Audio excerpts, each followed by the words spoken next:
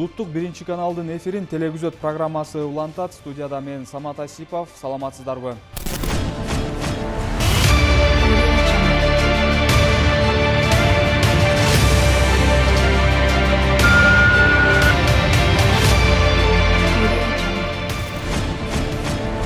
Бул аптадагы Борбор калаанын көчөлөрү тынч болгон жок. Жол кыймылынын коопсуздугун камсыздоо башкы башкармалыгы менен милициянын кайгылуу кызматы биргелешкен рейд учурунда мас болуп алып машина айдаган, ар кандай авто ээн баштык жасаган жана документи жок, ылдамдыктан ашыра айдап жол кырсыгына кабылган ондогон айдоочуларды кармады. Өкүнүчтүүсү күн өткөн сайын жол эрежелерине баш ийбеген айдоочулардын көбөйүп жаткандыгы. Анын кесепетинен адамдардын ден соолугуна зыян келип, көп учурда жол кырсыктары өлүм менен коштолуп жатат. Бишкекте адам өмүрүн алган жол кырсыгы боюнча өспүрүм 1 айга камалды. Эске салсак, 18 октябрь күнү кечинде Борбор калаанын Жомарт Бөкөнбаев жана Жусуп Абдрахманов көчөлөрүнүн кесилишинде ири жол кырсыгы катталып, анда Lexus RX 330 үлгүсүндөгү машиненин 46 жаштагы айдоочусу Абдрахманов көчөсүнөн Бөкөнбаевке бурулуп жатканда жогорудан келе жаткан Toyota Camry автоунаасы экинчи унаа менен сүзүшкөн. 17 жаштагы айдоочулук күбөлүгү жок бала башкарган Toyota Camry кийин тротуарга чыгып, 4 жөө жүргүнчүнү коюп кеткен. Алардын бири 13 жаштагы өспүрүм кырсык болгон жерде каза болгон. Бул факты боюнча Кылмыш жаза кодексинин авто-мототранспорт каражаттарынын кыймылынын жана аларды эксплуатациялоонун коопсуздук эрежелерин бузуу беренеси менен кылмыш иши козголгон. 17 жаштагы өспүрүм Чүйдүн Вознесеновка айылындагы номер 14 өспүрүмдөр кармалуучу абакка 1 айга камалды. Учурда тергөө иштери уланууда. Кезектеги жол кырсыгы ушул дем алыш күндөрү Борбор калаанын Калык Акиев жана Фрунзе көчөлөрүнүн кесилишинде орун алды. Анда Mercedes-Benz үлгүсүндөгү автоунаа жөө өтмөктөн мотоцикл айдаган адамды сүзүп кеткен. Кырсыкка кабылган жаш жигит бутунан жараат алып, жабырлануучуну дароо медициналык тез жардам унаасы алып кетти. Кырсыктын себепкери болгон жеңил машинанын ээси окуя болгон жерден качып кеткен. Азыркы учурда жол коопсуздук кызматкерлери күнөөлүүнү таап, чара көрүү максатында тиешелүү иш-чараларды жүргүзүүдө. Милициянын кайгылуу кызматы акыркы кездерде мотоцикл, гидроскутерлер катышкан жол кырсыктары көбөйүп жатканын белгилеп, Борбор калаада унаанын саны көбөйүп, жол кырсыгы көп катталып жаткан учурда айдоочуларды этият болууга чакырат.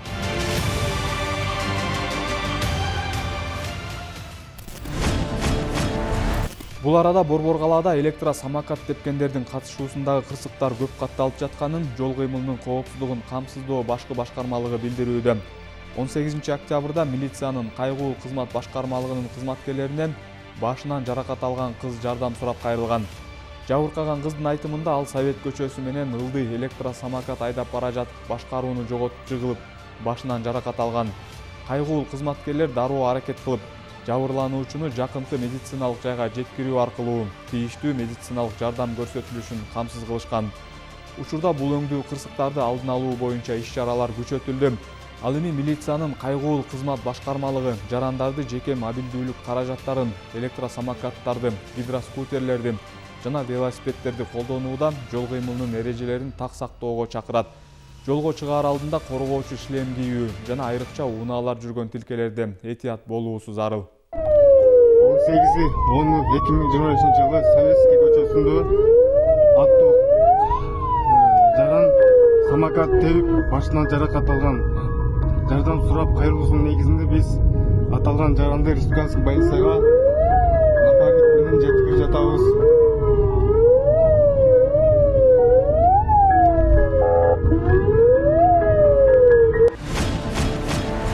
Милициянын кайгылуу кызматы тиешелүү документтери жок унаа айдаган жарандарды да катуу көзөмөлгө алууда.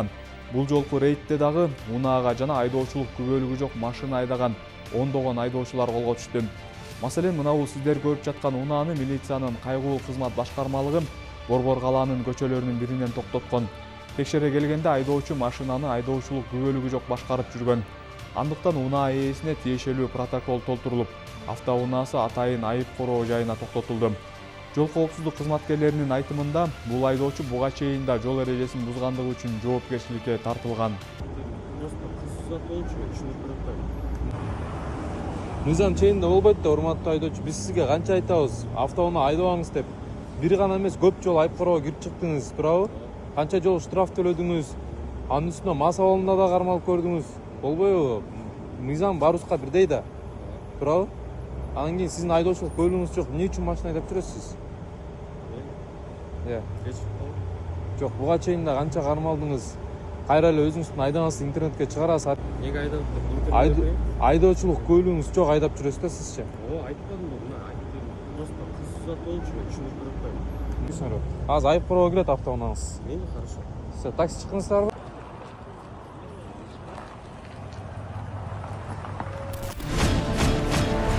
Эми үй бүлөлүк зордук зомбулук темасына келсек. Өткөн дем алыш күндөрү милициянын кайгылуу кызматынын кызматкерлери 102 ыкчам номерине түшкөн чакырык боюнча Борбор калаанын Волкова көчөсүндөгү үйлөрдүн бирине келди.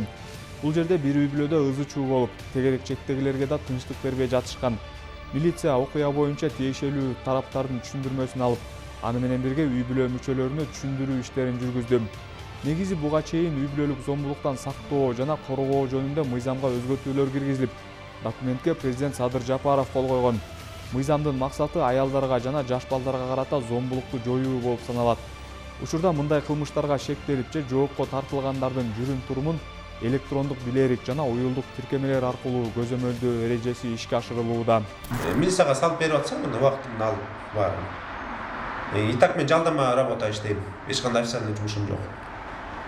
Бардык семьямдын күчүм барын коротуп, бир жака чыккам кечөө, бир жада жүрдүм. Таксист болчумун мурун. Машинам азыр жок. Келчем үйдө эле, мен швейный машинка сатып бергем аларга. Ага.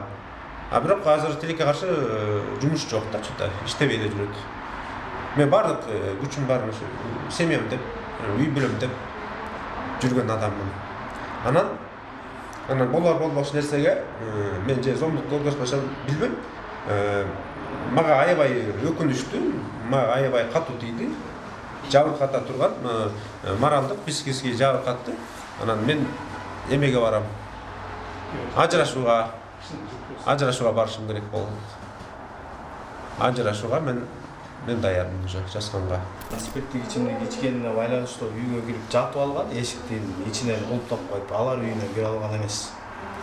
Алар үйүнө кире албай, кошуналары ошол жерде ызы чуу салып, анан жүрөк кызматка чакырып, ошол жерден бизди чакырган. Биз барган учурда булардын үйүнө кире албай жаткандыгын көрүп, анан ошол жерде үйдүн ээси, булар квартирада жашайт экен ошол жерде убактылуу.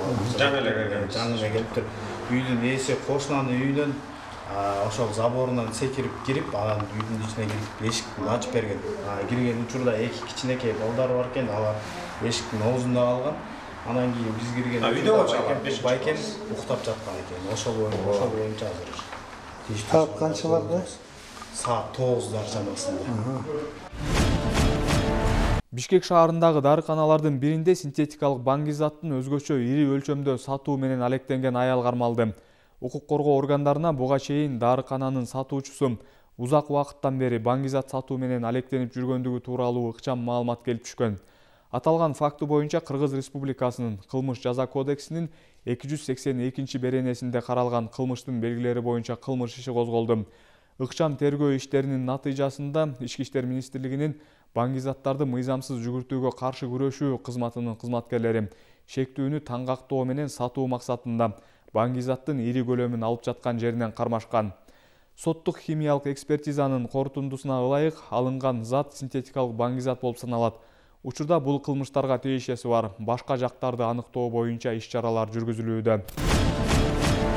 Ушуну менен биз программабызды жыйынтыктайбыз. Студияда мен Самат Айсипов иштедим. Ал эми программанын жүрүшүндө орун алган окуяларды тасмага түшүргөн кабарчыбыз Жээнбай Каракүчүков болду. Кайрадан эфир аркылуу көрүшкөнчө саламатта туруңуздар.